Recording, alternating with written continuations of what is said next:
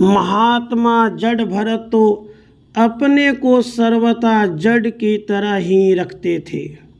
कोई भी कुछ काम बतलाता तो कर देते, वह बदले में कुछ भोजन दे देता तो उसे खा लेते, नहीं देता तो भी प्रसन्न बने रहते।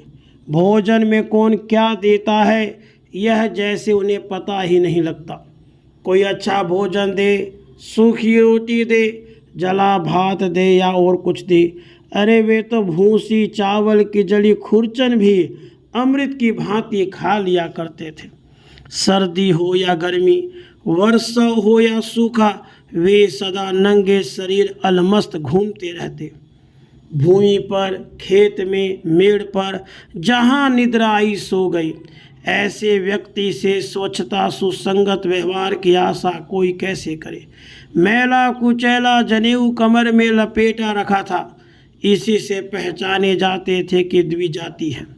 माता पिता के मृत्यु के बाद सौतेले भाइयों से पालन पोषण प्राप्त हो, इसकी अपेक्षा नहीं थी, और अपना भी कहीं कुछ स्वत्व हो सकता है यह उस दिव्य मन में आ ही नहीं सकता था। लोगों को इतना सस्ता मजदूर भला कहाँ मिलता। भरत को तो किसी की भी आज्ञा को अस्वीकार करना आता ही नहीं था। भाइयों ने देखा कि जड़ भरत औरों का काम करके उनका दिया भोजन करते हैं तो कुख्याति होती है, अतः उन्होंने जड़ भरत को अपने ही खेत पर रखवाली के लिए बैठा दिया। भरत खेत की रखवाली को बैठ तो गए, किंतु अपना खेत पराया खेत भी क्या जाने, और रखवाली में खेत पर बैठे रहने के अतिरिक्त भी कुछ करना है इसका उन्हें क्या पता।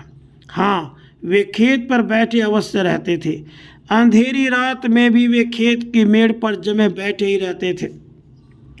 उसी समय कोई शूद्र सरदार देवी भद्रकाली को पुत्र प्राप्ति की इच्छा से मनुष्य बलि देना चाहता था।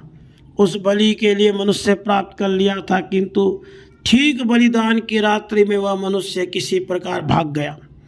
उस सरदार के सेवक उस मनुष्य को ढूंढने निकले रात्रि में। उन्हें वह मनुष्य तो मिला नहीं, खेत की रखवाली करते जड़ भरत मिल गए। चिंता शोक से सर्वथा रहित होने के कारण जड़ भरत का शरीर खूब मोटा तगड़ा था। शूद्र सरदार के सेवकों ने देखा कि यह बलि के लिए अच्छा पशु है, बस वे प्रसन्न हो गए। रस्सियों से जड़ भरत को बांधकर देवी के मंदिर में उन्हें ले गए। हम तुम्हारी पूजा करेंगे। शूद्र सरदार भी प्रसन्न हुआ। जड़ भरत जैसा मोटा व्यक्ति बलिदान के लिए मिलने से विशेष सुविधा यह थी कि यह एक ऐसा व्यक्ति था जो किसी प्रकार का भी विरोध नहीं कर रहा था। अच्छा, पूजा करो। जड़ भरत को तो सब बातें पहले से स्वीकार थी। तुम भरपेट भोजन कर लो। सरदार ने नाना प्रकार के व्यंजन सामने रखे। अच्छा, भोजन करेंगे। भरत ने डटकर भोजन किया। हम तुम्हारा बलिदान करेंगे। भली प्रकार पूजन करके सरदार ने भरत को देवी के सम्मुख खड़ा किया और हाथ में अभिमंत्रित तलवार ली। अच्छा, बलिदान करो। भरत के लिए तो मानो यह भी भोजन या पूजन जैसी ही कोई क्रिया थी। शूद्र सरदार ने तलवार उठाई, किंतु भगवत भक्त आत्मज्ञानी का बलिदान ले सके इतनी शक्ति देवी भद्रकाली में भी नहीं है। उनकी मूर्ति के सम्मुख उनके निमित्त ऐसे शरीरातीत परम भागवत का मस्तक कटे, कदाचित इससे पहले उनका स्वयं का अस्तित्व संदिग्ध हो जाएगा। यह कल्पना नहीं है, स्वयं देवी भद्रकाली को यही प्रतीत हुआ। उनका शरीर भस्म हुआ जा रहा था। क्रोध के मारे अट्टहास करते हुए आधे पल में प्रकट हो गई और शूद्र सरदार के हाथ की तलवार छीनकर सरदार और उसके सेवकों का मस्तक उन्होंने एक झटके में उड़ा दिया। अपने गणों के साथ आवेश में आकर उनका रक्त पीने लगी, उनके मस्तकों को उछालने और नृत्य करने लगी।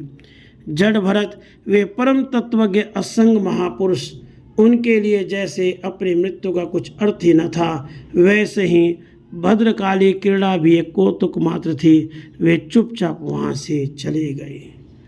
राधे कृष्ण।